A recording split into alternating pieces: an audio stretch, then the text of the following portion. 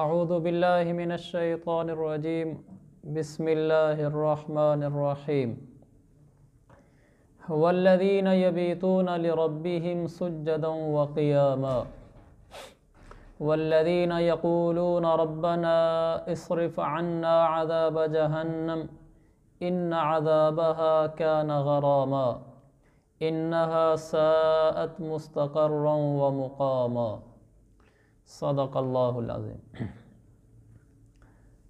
آپ حضرات کو جیسا کہ معلوم ہے یہ ہمارے پچھلے کچھ ماہ سے یہ سورۃ الفرقان کی کچھ آیات چل رہی ہیں جن میں اللہ تعالیٰ نے اپنے نیک بندوں کی صفات بیان فرمائی ہیں اور فرمایا ہے کہ جن آدمیوں میں یہ صفات ہوں گی ان کو میں کیا دوں گا، آخر میں ان کا انعام بیان فرمایا اولئک یجزون الغرفۃ بما صبروا۔ جو لوگ یہ عمل کر کے آئیں گے ان اعمال کے لیے مشقتیں تو جھیلنی پڑیں گی، تو ان مشقتوں کے جھیلنے کے بدلے میں یجزون الغرفۃ میں انہیں بالا خانے دوں گا، اونچے اونچے محلات دوں گا جنت میں، وَيُلَقَّوْنَ فِيهَا تَحِيَّةً وَسَلَامًا اور انہیں فرشتوں کی سلامی دلاؤں گا۔ تو یہ ایک بہت بڑی چیز ہے کہ انسان کو آخرت میں اونچے اونچے محلات ملیں اور فرشتوں کی طرف سے سلامی ملے، یہ اللہ تعالیٰ کا انسان پر خصوصی احسان اور انعام ہے۔ لیکن یہ ملتی ہیں چیزیں صفات اپنانے کے اوپر، باتوں کے اوپر نہیں۔ آج نا علم کی کمی نہیں ہے، مجموعی طور پر موٹی موٹی دین کی باتیں تو ہم سب کو ہی معلوم ہیں، خاص طور پر ہمارا جو سوشل میڈیا ہے یہ تو آدمی بسترے کے اندر سویا بھی پڑا ہو تو وہاں بھی بات پہنچا دیتا ہے، لیکن مسئلہ تو عمل کرنے کا ہے نا۔ وہ کسی نے کہا نا جی یہ جو کچھ سوشل میڈیا پہ دینی چیزیں وائرل ہوتی ہیں، اگر لوگ جتنی فارورڈ کرتے ہیں آگے بھیجتے ہیں اس کے 10% پر بھی عمل کر لیں تو پار ہو جائیں۔ عمل تو ہمارا بالکل نہیں ہوتا، لیکن معلومات اور آگے بھیجنا اور دین کی باتیں کرنا جو ایک اچھی چیز ہے یہ اچھا خاصا ہوتا ہے۔ ضرورت اس بات کی ہے کہ میرے اور آپ کے اندر عمل آ جائے، اندر آ جائیں، جگہ ہے، ہمارے اور آپ کے اندر عمل آ جائے۔ ماشاءاللہ اللہ کا فضل ہی ہے، بہت فضل ہے کہ یہ سلسلہ جب سے ہمارا چلا ہے، آج 2 سال پورے ہو گئے، 3 سال پورے ہو گئے، تو اللہ تعالیٰ کے فضل سے ایک اچھا حوصلہ افزا رہا ہے، مجھے بھی فائدہ ہوتا ہے، آپ لوگوں کو بھی اللہ پاک فائدہ پہنچاتا ہے قرآن پاک کی برکت سے۔ انشاءاللہ لگے رہیں گے اس قرآن کے ساتھ، اللہ تعالیٰ آخرت میں پار کر دے گا۔ ہم بس قرآن والے بن جائیں نا، ہمارا آنا جانا بیٹھنا سوچنا فکر اوڑھنا بچھونا قرآن ہو جائے۔ اس کا یہ مطلب نہیں ہے کہ ہم کاروبار چھوڑ دیں، ملازمتیں چھوڑ دیں، ذمہ دارہ چھوڑ دیں، تو صحابہ بھی کرتے تھے، ہم صحابہ سے بڑھ کر تو نہیں ہو سکتے، لیکن ان پر جو چھاپ تھی نا، جو فکر تھی، جو اوڑھنا بچھونا تھا، جو ہر وقت کا جس کو کہتے ہیں نا پیش نظر مطمح نظر، آنکھوں کے سامنے جو چیز ہر وقت رہتی تھی وہ قرآن تھا۔ ان کی زندگی میں قرآن تھا، وہ جو عمل کرتے تھے قرآن کے مطابق کرتے تھے، اور ان کی جو سوچیں ہوتی تھیں وہ قرآن والی ہوتی تھیں۔ قرآن کے سامنے ان کے کوئی جذبات نہیں ہوتے تھے۔ حضرت عمر کیسے جلال والے آدمی ہیں، ان کا درہ مشہور ہے، لیکن ان کے بارے میں معروف ہے کان وقافا عند الکتاب، وہ اللہ کی کتاب کا حکم سن کر اپنے سارے جذبات ختم کر دیتے تھے۔ ان کے کوئی جذبات نہیں، کوئی جلال نہیں جب اللہ کا حکم آ گیا ہے۔ ان کا سارا جلال اللہ کے حکم کے مطابق تھا، ایسا جلال نہیں تھا کہ بس اب روب داب دکھلانا ہے اور قرآن جو بھی کہے، یہ نہیں تھا۔ تو ہم میں سے ہر انسان کی فطرت طبیعت الگ الگ ہے، بعضوں کی طبیعت میں جلال ہے، بعضوں کی طبیعت میں جمال ہے۔ اللہ کے نبی کی طبیعت مبارکہ میں دونوں چیزیں تھیں، اور اس کا زیادہ جمال کا عکس صدیق میں تھا، جلال کا عکس فاروق میں تھا۔ تو دونوں صحابہ آپ کے دائیں بائیں لیٹے ہوئے ہیں۔ تو اللہ کے نبی صلی اللہ علیہ وسلم کی زندگی کو سیکھنا اور قرآن کو سیکھنا یہ ہمارا مقصود ہے، اور ہم نے ان صفات پر جو چل رہی ہیں عمل کرنا ہے، میں نے بھی اور آپ نے بھی۔ کچھ صفات تو پچھلے درسوں میں بیان ہو چکی ہیں، کچھ آج بیان کروں گا۔ تو آج کی جو صفت ہے ان نیک بندوں کی جن کو جنتیں ملیں گی اور فرشتوں کی سلامی ملے گی، یبیتون لربہم سجدا وقیاما، یہ اپنے رب کے آگے رات گزارتے تھے سجدے کی حالت میں اور قیام کی حالت میں۔ سجدہ بھی کرتے تھے، قیام بھی، یعنی رات کو عبادت کرتے تھے۔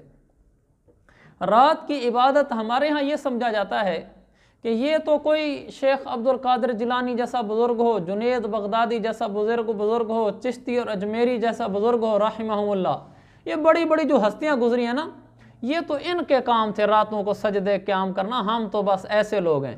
یہ بھی شیطان کا دھوکہ ہے، وہ ہمیں بڑے بڑے ولیوں کو دکھلا دیتا ہے اور ہمیں کہہ دیتا ہے کہ تو ویسا بن ہی نہیں سکتا۔ بھائی جتنے اللہ کے ولی گزرے ہیں ہماری طرح انسان تھے، انہوں نے محنتیں کی ہیں، وہ کر گئے، ہم بھی ویسے بن سکتے ہیں۔ ہمارے اوپر ایک ایسا ہوا سوار ہو گیا ہے کہ یہ بڑے بڑے بزرگوں کا کام ہے، ہمارا کام نہیں ہے۔ نہیں، ہم بھی یہ کر سکتے ہیں۔ باقی ساری رات جاگنا یہ تو ویسے ہی ایک ایسی چیز ہے جو بہت کم لوگوں کو نصیب ہوئی ہے، اور اللہ کے نبی کی زندگی یہ ہے کہ ساری رات جاگنے کا آپ نے معمول نہیں بنایا، کیونکہ آپ نے وہ زندگی گزاری ہے جس پہ ساری امت آ سکے۔ آپ رات کو سوئے بھی، آپ جاگے بھی، اور ایسا بھی ہوا کہ آپ نے صرف تہجد کے لیے اٹھے ہیں۔ آپ نے ہمیں نمونہ دکھلایا ہے کہ آپ صلی اللہ علیہ وسلم کی زندگی وہ تھی جس پر سارے آ سکیں۔ آپ دیکھتے نہیں کہ بعض بزرگوں کی زندگی میں آپ سنتے ہیں کہ ساری رات جاگتے تھے، 40 سال تک فجر کی نماز رات کے وضو سے پڑھی۔ اللہ کے نبی نے ایسے نہیں پڑھی، آپ پڑھنا چاہتے تو ان سے اچھی پڑھ سکتے تھے، کیونکہ آپ ہمارے لیے ماڈل ہیں، رول ماڈل ہیں، نمونہ ہیں آپ ہمارے لیے۔ آپ نے ایسی زندگی گزاری ہے جس پر ہر انسان آ سکے، اس لیے آپ رات کو سوئے بھی ہیں، تہجد کے لیے بھی اٹھے ہیں۔ تو یہاں جو کہا جا رہا ہے رات کو سجدہ کرنا، قیام کرنا، اس کا یہ مطلب نہیں ہے کہ ساری رات ہی سجدے قیام میں گزر جائے۔ اگر کوئی گزار جائے تو ماشاءاللہ بہت اچھی بات ہے، اور اگر یوں بھی کوئی رات گزار دے، عشاء کی نماز با جماعت پڑھے، پھر اس کے بعد سنت نفل پڑھے، پھر رات کے آخری حصے میں اٹھ جائے 1/3 میں تہجد کے لیے، وہاں کچھ نوافل پڑھ لے اور فجر کی نماز با جماعت پڑھ لے۔ حضرت ابن عباس رضی اللہ عنہ فرماتے ہیں جو آدمی یہ بھی کر لے، عشاء بھی جماعت سے پڑھ لے، فجر بھی، وہ بھی رات کو جاگنے والوں میں سے ہے، کیونکہ عشاء کی نماز بھی تو رات کو ہی پڑھی اس نے، جاگا ہوا ہے، سویا ہوا تو نہیں ہے۔ فجر کی نماز بھی تو رات کا حصہ ہے، جب سارے سو رہے ہوتے ہیں یہ جاگا ہوا ہوتا ہے، یہ بھی رات کو جاگنے والوں میں شامل ہے۔ یہ صف اس میں علامہ زہیلی نے تفسیر المنیر میں لکھا ہے۔ لہٰذا اگر ہم عشاء کی نماز با جماعت پڑھیں، فجر کی نماز با جماعت پڑھیں، اس کے بعد تہجد کو چند نفل پڑھ لیں، چاہے تو عشاء کی نماز کے بعد سونے سے پہلے کسی وقت پڑھ لیں، یعنی چاہے ابھی عشاء کی نماز پڑھ کے پڑھ لیں، اور چاہیں تو آدھی رات کے بعد اٹھ کے پڑھ لیں، رات کے آخری 1/3 حصے میں اٹھ کر پڑھ لیں تو بہت اچھی بات ہے۔ ورنہ عشاء کی نماز با جماعت، تہجد کے چند نوافل اور فجر کی نماز با جماعت پڑھ لیں تو آپ رات کو جاگنے والوں میں شامل ہیں۔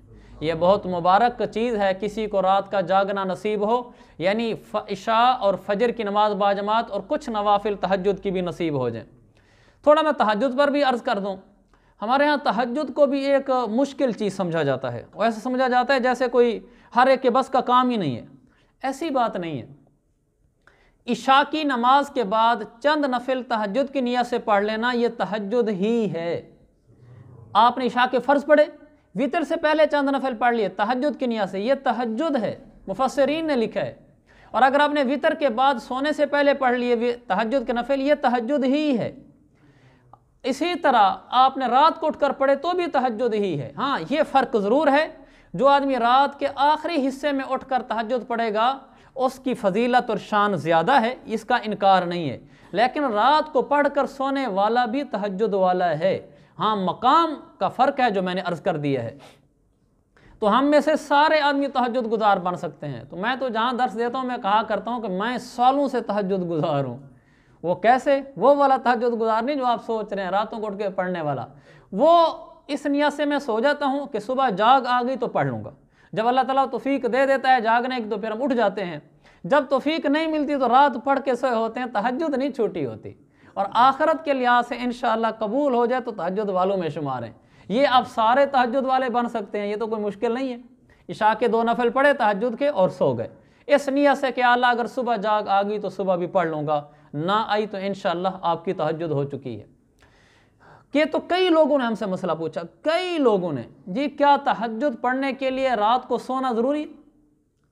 مجھے اپنے علاقے سے فون آیا 2-4 دن پہلے کی بات ہے، وہ بڑی عمر کے آدمی ہیں، بیچارے پریشان ہو کر مجھ سے پوچھ رہے تھے، کہنے لگے میں رات کو بیمار ہوں، بوڑھا آدمی ہوں، مجھے نیند نہیں آتی، तो मैंने तहज्जुद छोड़ दिया। कुछ दिनों से मुझे लोगों ने कहा कि जब तक नींद से ना उठें उस तक तहज्जुद नहीं होती। उसको सारी रात नींद आती नहीं तो उसकी तहज्जुद ही छुड़वा दी, भी रात को नींद करके उठना ज़रूरी है। भाई ये कैसे हो सकता है? जो बुज़ुर्ग सारी रात जागते हैं वो तो सोए कोई नहीं, उनकी तहज्जुद कैसे होगी? ये बिल्कुल गलत बात है कि नींद से उठकर पढ़े जाने वाले नवाफिल को तहज्जुद कहते हैं, ये गलत बात है। इशा की नमाज के बाद पढ़े जाने वाले नवाफिल तहज्जुद की नियत से तहज्जुद कहलाते हैं। अफजल वक्त यह है कि आधी रात गुजर जाए। इज़ा मज़ा शत्रुल लैली औ सुलुसाहु, जब आधी रात गुजर जाए या रात के 2/3 हिस्से गुजर जाएं, आखिरी 1/3 बच जाए, तो वो भी तहज्जुद में शुमार हो जाता है अफजल वक्त में। कैसे उसका अंदाज़ा होगा? आप ये देखें कि मसलन आजकल सूरज, आजकल तो बड़ा फिट वक्त है, सूरज हमारा तुलू हो रहा है, गरूब हो रहा है 5:15 बजे, और फजर की अजानें हो रही हैं 5:45 बजे ना। आप इसको हम अंदाज़न यूँ कर लेते हैं कि सूरज गरूब हो रहा है 5 बजे, और बल्कि आसान और कर देते, यूँ समझे कि सूरज अगर 6 बजे गरूब हो और सुबह फजर की अजानें 6 बजे हों, तो ये रात 12 घंटे की हो गई। अब आप इसको 3 हिस्सों में तकसीम कर दें। जब 3 हिस्सों में तकसीम करेंगे तो एक हिस्सा कितने घंटे का बनेगा? 4 घंटे का। तो जब 8 घंटे गुजर जाएं, यानी 3 हिस्सों में से 2 हिस्से गुजर जाएं, बाकी एक हिस्सा बच जाए, उस हिस्से में अगर कोई तहज्जुद पढ़ता है तो वो अफजल वक्त है, ज़्यादा शान वाला है। मसलन अब देखें 6 बजे सूरज गरूब हो रहा है, 6 बजे फजर की अजानें हो रही हैं। अब इस 6 बजे में आप 8 घंटे दाखिल करें, 6 और 8 14, रात के 2 बज गए। रात के 2 बजे से लेकर फजर की अजानों तक का जो टाइम है ये आखिरी 1/3 है। तो जब भी आपने हिसाब लगाना हो, रात के आप 3 हिस्से कर लें, पहले 2 हिस्से निकाल दें, आखिरी 1 हिस्सा जो बच जाए अफजल है, ऊंची शान वाला वक्त है। इसमें कोई उठकर पढ़ ले, भला रात को नींद ना आई हो, ये उसकी आला दर्जे की तहज्जुद शुमार होगी। तहज्जुद की कम से कम रकातें 2 हैं, ज़्यादा से ज़्यादा अल्लाह के नबी सल्लल्लाहु अलैहि वसल्लम से 8 साबित हैं, और एक आध रिवायत में 10 भी साबित हैं, वरना 8 रकातें आपने उम्मन तहज्जुद के लिए पढ़ी हैं। तो इससे ज़्यादा अगर कोई पढ़ना चाहता है तो फिर वो नफिल की नियत कर ले कि 2 रकात नफिल इबादत लिल्लाह, तहज्जुद 8 रकात हो जाती है। ये तहज्जुद के बारे में मैंने कुछ अर्ज़ करना था ताकि हम में से हर आदमी तहज्जुद गुजार बन जाए। ये तो आज सारे नियत कर लें कि इशा की नमाज के बाद तहज्जुद पढ़े बगैर नहीं सोएंगे। इशा के वितर आपने पढ़ लिया ना, 2 नफिल और तहज्जुद के पढ़ लिया करें, 4 पढ़ लिया करें, 6 पढ़ लिया करें, 8 पढ़ लिया करें, जो आपकी हिम्मत हो, और 2 नफिल छोड़ दिया करें, मसलन 6 पढ़ लें। भी सुबह अगर जाग आ गई तो 2 सुबह पढ़ लूँगा ताकि मेरा वो हिस्सा भी तहज्जुद में शुमार हो जाए। और अगर आपने इशा के फ़र्ज़ों के बाद सिर्फ 2 नफिल भी तहज्जुद की नियत से पढ़ लिए तो आप तहज्जुद वाले हो गए। तो आज शायद हम सारे तहज्जुद पढ़ेंगे ना, एक आसान सी तहज्जुद है। आजकल तो वैसे खैर लंबी रातें हैं तो सुबह भी आसानी से उठा जा सकता है, ज़्यादा ये मसला बनता है गर्मियों में, उस वक्त जाग नहीं आती। तो ये रात को उठकर इबादतें करना, तहज्जुदें पढ़ना, ये एक सिफत है जन्नत में जाने वाले लोगों की। अच्छा, इसमें ना जो हमने नेकी करनी है, तहज्जुद गुजार बनना है, अपने आप को नेक नहीं समझना। यह नहीं कि तहज्जुद गुजार बन जब हज़रत साहब के बराबर कोई वली कामिल नहीं है। अपनी नज़रों में गुनाहगार रहना है कि पता नहीं कबूल है कि नहीं है, पता नहीं मेरा क्या बनेगा। लोगों को अच्छा समझना है, अपने आप को हल्का समझना है। ये हमारे दिल की आवाज़ इससे ज़्यादा होनी चाहिए जितनी आवाज़ ये है कि मेरी तहज्जुद न छूटे। तहज्जुद न पढ़ना कोई गुनाह नहीं है। तहज्जुद पढ़ के तकब्बुर का शिकार होना कि मैं अल्लाह वाला हूँ, बड़ा बुजुर्ग हूँ, तो सारे ऐसे रात को सोए पड़े रहते हैं, ये गुनाह है। तहज्जुद न पढ़ना गुनाह नहीं है। तहज्जुद पढ़ के अपने आप को वली, बुजुर्ग और दूसरों को हल्का और घटिया समझना, ये गुनाह है। इसका ये मतलब ही नहीं है कि आइंदा तहज्जुद पढ़नी नहीं है, कि मैं अपने तकब्बुर में ना आ जाऊँ, ये तो कोई हाल नहीं है। ये तो ऐसे हो गया कि एक आदमी सर के बाल ही मुड़ाता रहे कि कहीं सर में जुएँ ना पड़ जाए। भाई सर के बाल रखो, जुओं का ख्याल रखो। ये तो ऐसे ही है जैसे घर में बिजली ना लगवाना, कहीं करंट ना लग जाए। भाई बिजली लगवाओ, करंट का ख्याल रखो। ऐसे ही तहज्जुद पढ़ो और दिल का ख्याल रखो। इतना ही ख्याल रखना काफ़ी है कि या अल्लाह पता नहीं हमारी तहज्जुद कबूल भी है कि नहीं है। हम टूटी फूटी टकरें शकरें मारते रहते हैं, हम नेक नहीं हैं, तेरे गुनाहगार बंदे, ये बहाने हैं तुझे राज़ी करने के। बाकी पता नहीं कौन तेरा पसंदीदा बंदा है, मेरी पता नहीं आखिरत में क्या हालत होगी, मैं अपने आप को नेक नहीं समझता। इतना कह देना काफ़ी है। फिर इंशाअल्लाह तहज्जुद वाले की उड़ानें बहुत ऊंची हैं। अल्लामा आलूसी ने रूहुल मानी में लिखा है, क़यामत वाले दिन आवाज़ लगेगी, کہاں ہیں وہ لوگ جن کے پہلو خوابگاہوں سے بستروں سے جدا رہتے تھے، تہجد پڑھتے تھے؟ تو قیامت کا عالم تو آپ کو معلوم ہے، وَتَرَى الْمُجْرِمِينَ يَوْمَئِذٍ مُقَرَّنِينَ فِي الْأَصْفَادِ سَرَابِيلُهُم مِّن قَطِرَانٍ تَغْشَىٰ وُجُوهَهُمُ النَّارُ۔ وہاں مجرمین پریشان ہوں گے، کہہ رہے ہوں گے ہے ہمارا آج کیا بنے گا، اور وجوہ یومئذ خاشعہ، چہرے اترے ہوئے ہوں گے، قلوب یومئذ واجفہ، دل دھڑک رہے ہوں گے، ابصارها خاشعہ، آنکھیں شرم کے مارے نیچی ہوئی پڑی ہوں گی، اور کیا ہوگا، مہطعین مقنعی رؤوسہم، سر اوپر کو اٹھائے دوڑے جا رہے ہوں گے، افئدتہم ہوا، دل اڑے ہوئے ہوں گے، نفسی نفسی کا عالم ہوگا، اے اللہ آج مجھے بچا لے، اے اللہ آج مجھے بچا لے۔ ہر انسان کو اپنی پڑی ہوئی ہوگی، لِكُلِّ امْرِئٍ مِّنْهُمْ يَوْمَئِذٍ شَأْنٌ يُغْنِيهِ، انسان کو اپنی ماں بہن کا خیال نہیں ہوگا۔ یوم یفر المرء من اخیہ، انسان اپنے بھائی کو دیکھ کر بھاگے گا، وَأُمِّهِ، ماں کو دیکھ کر، بنیہ، بیٹوں کو دیکھ کر، صاحبتہ، بیوی کو دیکھ کر ادھر بھاگے گا کہ میرے پاس آ کر مجھ سے نیکی نہ مانگ لے۔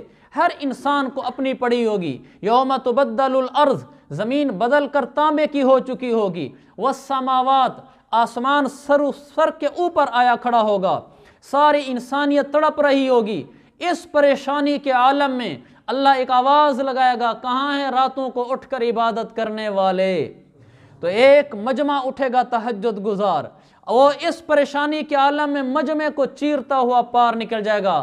اللہ فرمائے گا تم جنت میں داخل ہو جاؤ، حساب بعد میں شروع کروں گا۔ کتنا بڑا یہ انعام ہے تہجد والوں کے لیے۔ پھر بھی ہم تہجد سے رہ جائیں اور اتنی بڑی قیامت کے دن کی پریشانی کو مول لے لیں، بڑا گھاٹے کا سودا ہے۔ پکی نیت کریں کہ ہم تہجد نہیں چھوڑیں گے، بھلا عشاء کے بعد والی ہی صحیح، نہیں تو آخری حصے والی، ہم پکے تہجد گزار بنیں گے، تاکہ دن قیامت کے دہاڑا قیامت دہوسی تو ہم سارے وہاں اٹھ کر جا رہے ہوں جنت کی طرف، ایسے انسان بن کر جائیں۔ تو پکی نیت کرتے ہو بھائی، گھروں میں بھی جا کر کہیں جی تہجد پڑھیں، تہجد پڑھیں، تاکہ گھروں میں ایک فضا ہو تہجد پڑھنے کی۔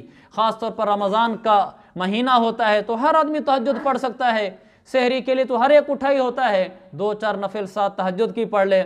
انسان کو غافل نہیں ہونا چاہیے، سست ڈھیلا نہیں ہونا چاہیے۔ بسترے میں پڑا ہے، جب گھر والے بلائیں گے کھانا تیار ہے آ جاؤ، اٹھے منہ ادھے کلی کی، کھانا کھایا، اتنے میں اذان ہوگی، بس یہ کوئی زندگی ہے بھائی؟ اتنی غفلت کہ صبح سارے اٹھے ہوئے ہیں اور یہ بستر میں پڑا ہوئے مرد ہو کر، اور عورت اس سے پہلے اٹھی ہوئی ہے، عورتیں اٹھ جائیں پہلے اور مرد پڑا رہے بسترے میں، اس کو تو مرد کہنے پہ بھی شرم آتی ہے، یہ کون سا مرد ہے؟ مرد ہے تو پہلے اٹھتا، نوافل میں مشغول ہوتا، یہ مردانگی ہے کہ اس کے اندر ہمت عورتوں سے زیادہ ہونی چاہیے۔ تو آج سے ہم سب تہجد گزار ہوں گے، پکی نیت ہوگی بھی۔ ایک یہ ہو گیا۔ آگے یہ جو دوسرے ان لوگوں کی صفات ہیں، یہ لوگ کہتے ہیں ربنا اصرف عنا عذاب جہنم ان عذابها کان غراما، یہ کہتے ہیں اے اللہ جہنم کے عذاب کو ہم سے پھیر دے، اس کا عذاب تو ایسی تباہی ہے جو چمٹ کر رہ جاتا ہے، یعنی اگر جہنم میں کوئی چلا گیا یہ تباہ ہو گیا، اس کی بربادی میں کوئی شک نہیں ہے، کیونکہ سب سے زیادہ خوفناک چیز انسان کے لیے وہ آگ ہوتی ہے۔ دنیا میں کبھی کبھی کر لیا کرو، گھر میں چولہے جلتے ہیں نا، کبھی کبھی آگ کے اوپر ہاتھ رکھ لیا کرو، میں بھی کبھی کبھی رکھ لیا کرتا ہوں، جب جلے نا ہاتھ تو دل کو سمجھایا کرو اس آگ پہ جرت نہیں ہوتی، آخرت سے غفلت کیوں ہے، مرنا نہیں ہے، یا یہ آگ جھوٹی ہے آخرت میں، اور یہ آگ تو کوئی چیز ہی نہیں ہے۔ میرے پاک پیغمبر آقا مدنی صلی اللہ علیہ وسلم نے فرمایا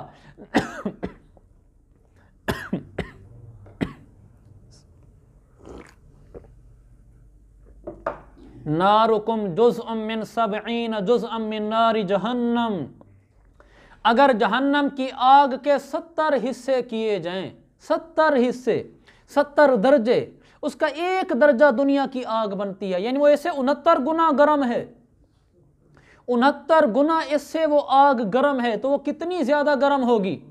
تو اس لیے ہم جب اس آگ کو نہیں سہ سکتے تو آخرت کی آگ تو بہت زیادہ مسئلہ ہے۔ تو اپنا ہاتھ ہم رکھیں گے نا کبھی کبھی آگ کے اوپر، تو ہمیں یہ خیال آئے گا کہ ہاں یہ آگ برداشت نہیں ہوتی، تو پھر یہ موبائل پہ غلط کیوں دیکھتا ہے، یہ اپنے آپ کو کہا کرو، پھر جھوٹ کیوں بولتا ہے، پھر غصہ کیوں کرتا ہے، پھر کسی کے پیچھے مال کو دھوکہ کیوں دیتا ہے، پھر بہنوں کی جائیدادوں پہ غاصب بن کر کیوں بیٹھا ہوا ہے، پھر نماز میں سستی کیوں کرتا ہے، پھر لوگوں سے لڑتا کیوں ہے، پھر بیوی سے بد اخلاق کیوں ہوتا ہے، پھر سود کیوں کھاتا ہے، پھر رشوت کیوں لیتا ہے۔ پھر یہ کہا کرو اپنے دل کو، جب یہ آگ نہیں سہی جاتی تو اس آگ پہ جرت کیوں کرتا ہے۔ تو یہ بھی آج ہم سب نے کرنا ہے، گھر میں جا کر آگ کے اوپر ہاتھ رکھنا ہے، جب تکلیف ہونا شروع ہونا پھر ہاتھ کو ہٹا کر یہ کہنا بھی ہے کہ آخرت سے غافل کیوں ہے، کیا وہ آگ جھوٹ ہے، کیا وہ فلسفہ و کہانی ہے، کیا دنیا نے مرنا ہے تو نے نہیں مرنا، اس دنیا نے تو سب کو دھوکے میں ڈالا ہے، یہ مجھے بھی دھوکے میں ڈالنا چاہتی ہے۔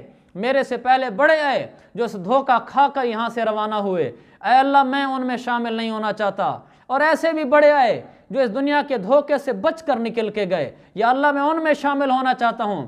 ہاتھ ہٹا کر پیچھے کہیں، یا اللہ میں آج سے اندر کوئی گناہ نہیں کروں گا، کیونکہ جب انسان جہنم میں چلا جائے گا اور وہاں تڑپے گا، پھر کہے گا حل الی خروج من سبیل، اے اللہ باہر نکلنے کا کوئی راستہ ہے کہ باہر نکل جاؤں جہنم سے اور پھر اعمل صالحہ، نیک عمل کر کے واپس لوٹ کے آؤں۔ اللہ فرمائے گا کلا، ہرگز نہیں ہو سکتا، الم یاتکم نذیر، دنیا میں کسی نے نہیں بتایا تھا کہ مرنے کے بعد بھی زندگی ہے، بتایا تو تھا غلبت علینا شقوتنا، اے اللہ ہماری بدبختی ہم پر غالب آ گئی تھی۔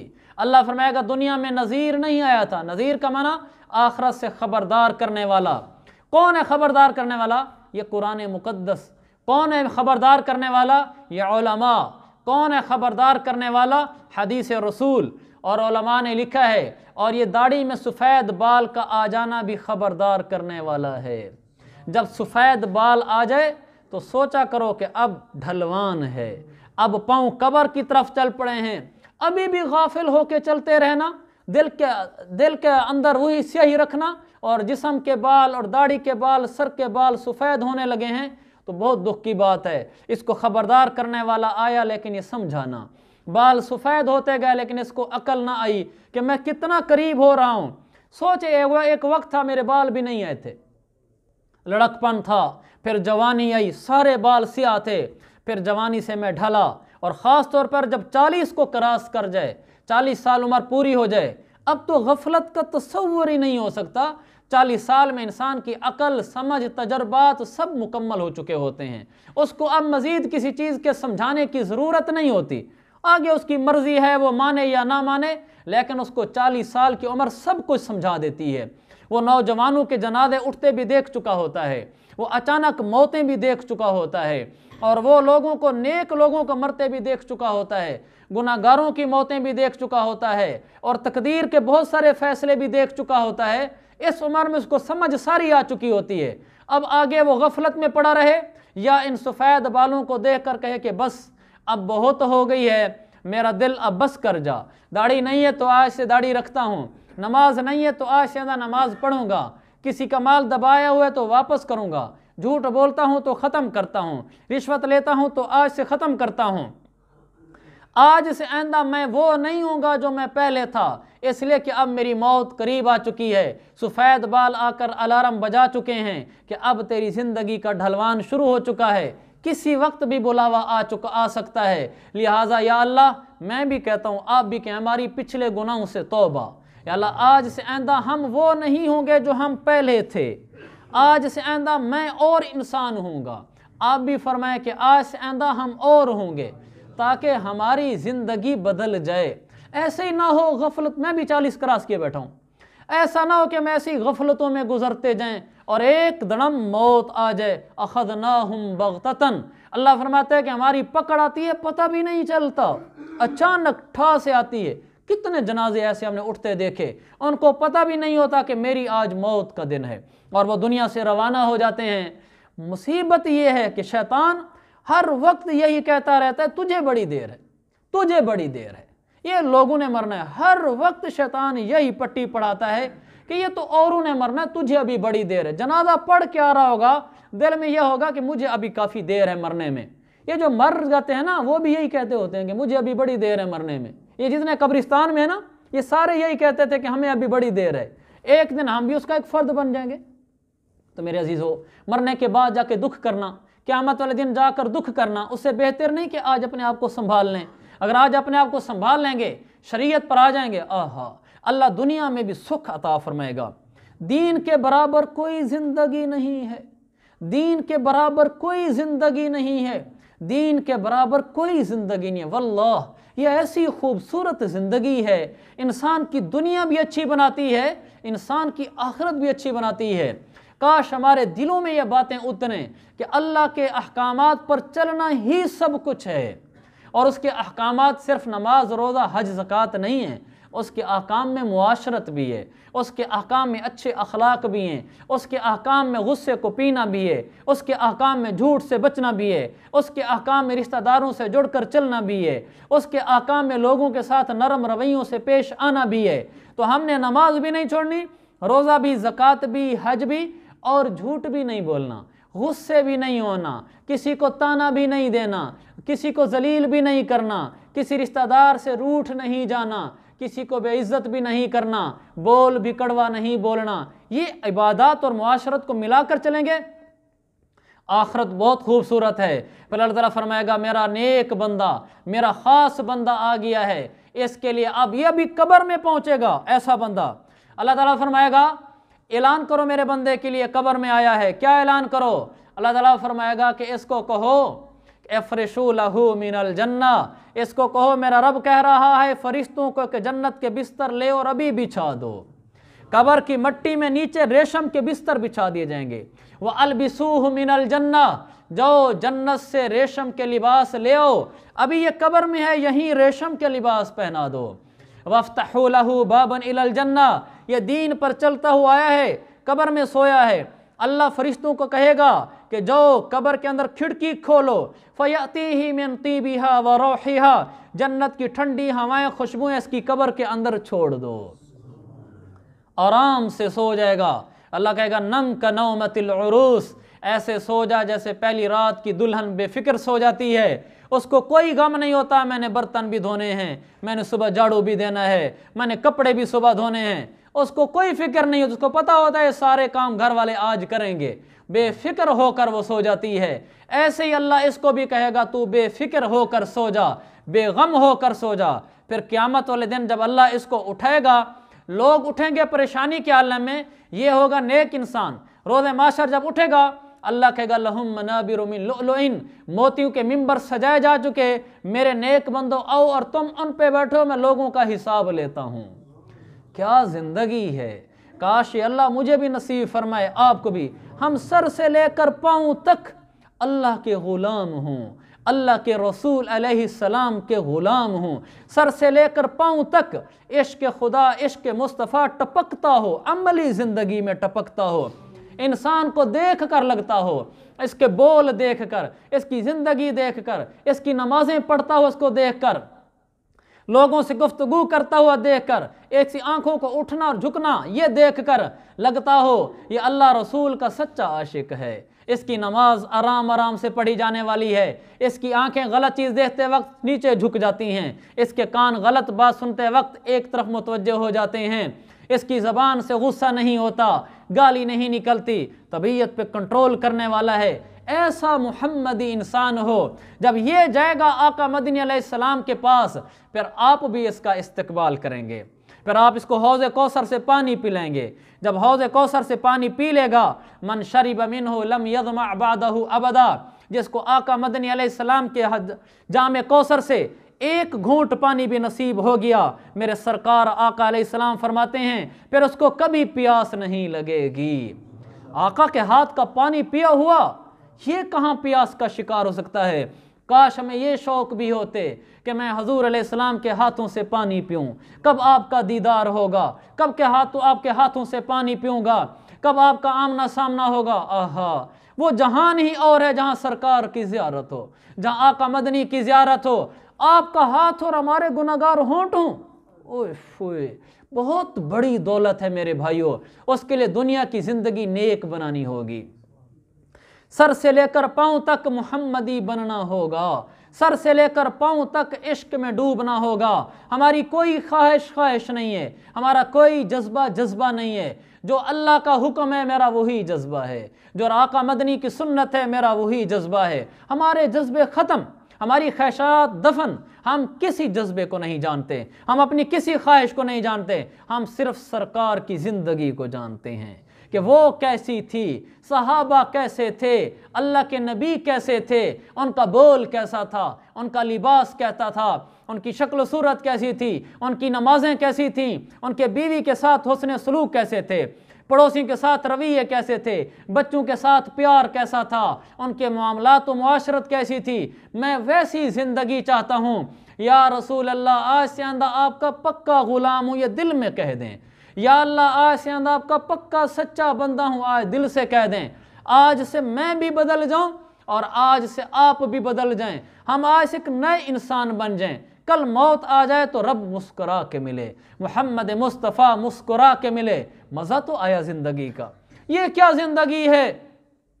دنیا میں چند دن کے چونچلے خواہشیں پوری کر لیں, نہ زبان سے بولنے کا لحاظ اللہ کے حکم کے مطابق, نہ آنکھوں سے دیکھنے کے مطابق, نہ ترازو تولنے کے وقت, نہ کسی سے بات کرنے کے وقت شریعت کا خیال. اور میرا رب سے جب ملنے کے لیے گیا موت کے وقت, اللہ نے فرمایا کہاں سے بدبخت آ گیا ہے, اس کو سجین میں ڈال دو جہاں پر میرے نافرمان ہوتے ہیں. مردار بدبودار روح بنا کر اس کو وہاں پھینک دیا جائے گا, اللہ نظر رحمت سے بھی نہیں دیکھے گا. یہ کیا زندگی ہے؟ پھر اب اٹھیں گے قیامت والے دن, آقا علیہ السلام کھڑے ہوں گے حوض کوثر پر. جب یہ انسان وہاں جائے گا, حدیث میں آتا ہے انا اعرفہم وہم یعرفوننی, مسلمان امتی حضور علیہ السلام کے آپ کے پاس آئیں گے, آپ فرمائیں گے میں ان کو جانتا ہوں گا کہ مسلمان ہیں, امتی ہیں, اور وہ مجھے پہچانتے ہوں گے کہ ہمارے نبی ہیں. لیکن کیا ہوگا؟ فَيُحَالُ بَيْنِي وَبَيْنَهُمْ, میرے اور ان کے درمیان رکاوٹ ڈال دی جائے گی. پھر پوچھا جائے گا کیوں؟ یہ تو ہم ایک دوسرے کو جانتے ہیں, میں نبی ان کا, یہ امتی میرے. کہا جائے گا یا رسول اللہ, آپ کو پتہ نہیں کہ انہوں نے آپ کے بعد کیا کچھ آپ کے دین کے اندر تبدیلیاں کر دی تھیں. تبدیلی کے دو مطلب ہیں. ایک مطلب یہ ہے کہ آپ کی سنت کو ختم کر کے بدعت میں تبدیل کر دیا تھا, یعنی آپ کی سنت زندگی ختم کر دی تھی, دین میں تبدیلیاں کر دی تھی. دوسرا مطلب یہ ہے کہ عملوں میں تبدیلیاں کر دی تھی. جو دین آپ دے کر آئے تھے ان کی زندگی میں وہ دین نہیں تھا, یہ بدل کر کچھ اور ہی انسان تھے. تو آپ فرماتے ہیں فَيُحَالُ بَيْنِي وَبَيْنَهُمْ, میرے اور ان کے درمیان ایک آڑ ڈال دی جائے گی. پھر میں خود بھی کہوں گا سحقن سحقن لمن غیر بعدی, میرے بعد جس نے میرے دین کو بدل دیا تھا, جیسا میں دے کر آیا تھا ویسا اس نے نہیں رکھا تھا, اس کو دور لے جاؤ, دور لے جاؤ. آقا کی روضہ کی زیارت نصیب فرما, مدینہ کی زیارت نصیب فرما, یا اللہ خام حضور علیہ السلام کی زیارت نصیب فرما. ادھر یہ جذبے رکھتے ہیں اور ادھر آقا علیہ السلام خود کہہ رہے ہوں گے لے جاؤ لے جاؤ, یہ میرا نہیں ہے, میرا نہیں ہے. بہت دکھ ہے میرے بھائیوں. مزہ تو یہ ہے کہ میں جاؤں اور حضور سرکار ہمارے مسکرا کے ملیں اور کہیں کہ لے آؤ اس کو, یہ میرا تھا. یہ خوشی میں, غمی میں, دکھ میں, سکھ میں, جذبات کے عروج میں, یہ ہر حالت میں میری سنت کو دیکھتا تھا, میری شریعت کو دیکھتا تھا, اس کو لے آؤ میرے پاس. پھر آپ حوض کوثر سے جام میں پانی پیش کریں, ہمارے ہونٹ لگیں اور آپ کا پیالہ ہو. اس کے برابر بھی کوئی دولت ہے, اس کے برابر بھی کوئی دنیا ہے, اس کو چھوڑ کر ہم کہاں بھاگے پھر رہے ہیں؟ میرے عزیزو, میں بھی نیت کروں, آپ بھی نیت کریں, ہماری زندگی کا ہر عمل سنت کے مطابق ہوگا تاکہ حوض کوثر سے پانی نصیب ہو. ہمارا ہر عمل حکم الہی کے مطابق ہوگا تاکہ جب اللہ کے سامنے حاضری ہو اللہ کہے ہاں یہ میرا تھا, اس کو لے آؤ. اللہ یہ بڑے مزے کی زندگی ہے کہ اللہ ہمیں دیکھ کر کہے ہاں یہ میرا تھا, ہاں یہ میرا تھا.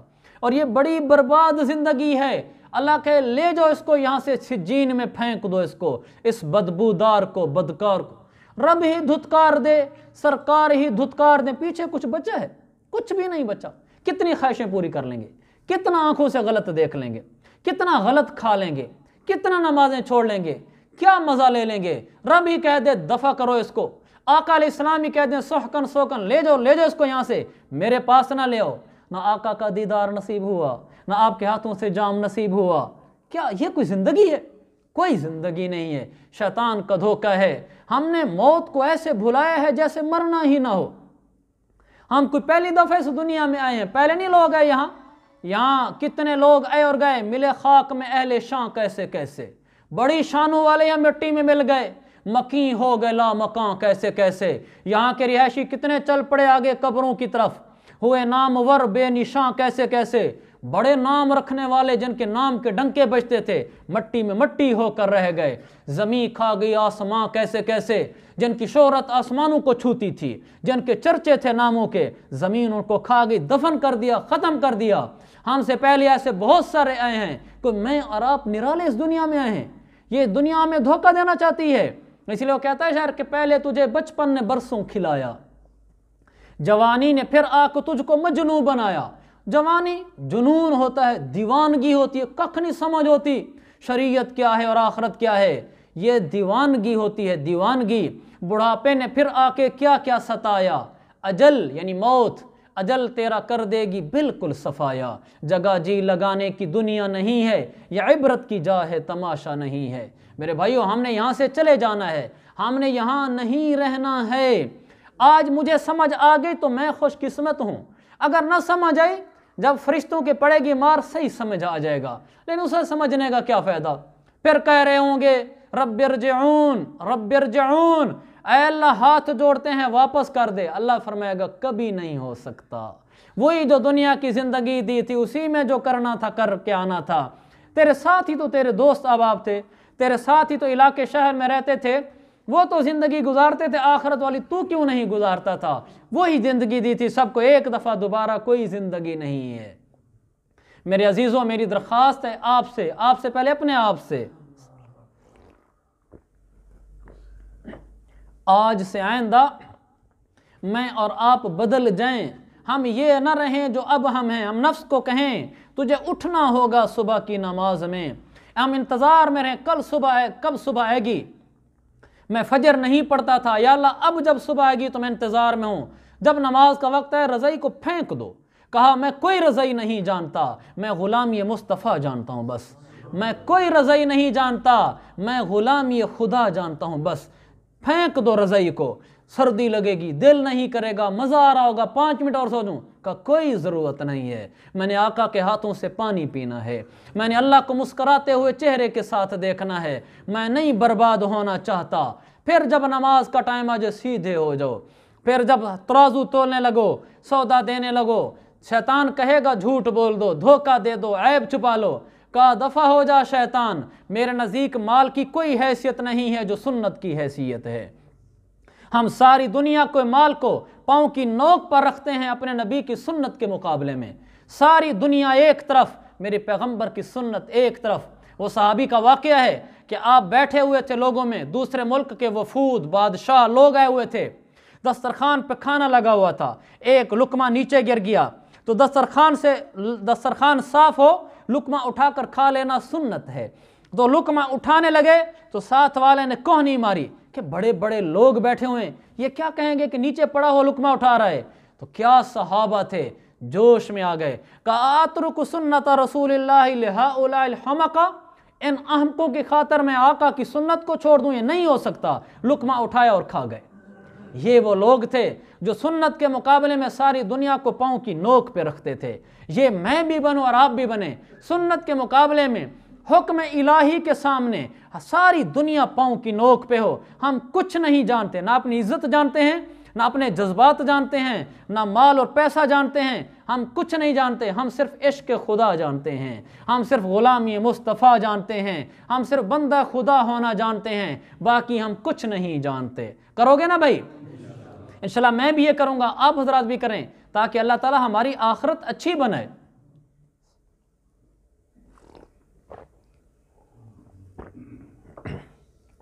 तो एक ये जहन्नम के बारे में बताया कि बुरी ठहरने की जगह है, जिस पर मैंने थोड़ी सी गुफ्तगू की है, क्योंकि आगे एक नई सिफत शुरू हो रही है। इंशाल्लाह उसको हम अगले दर्स में अर्ज़ कर लेंगे।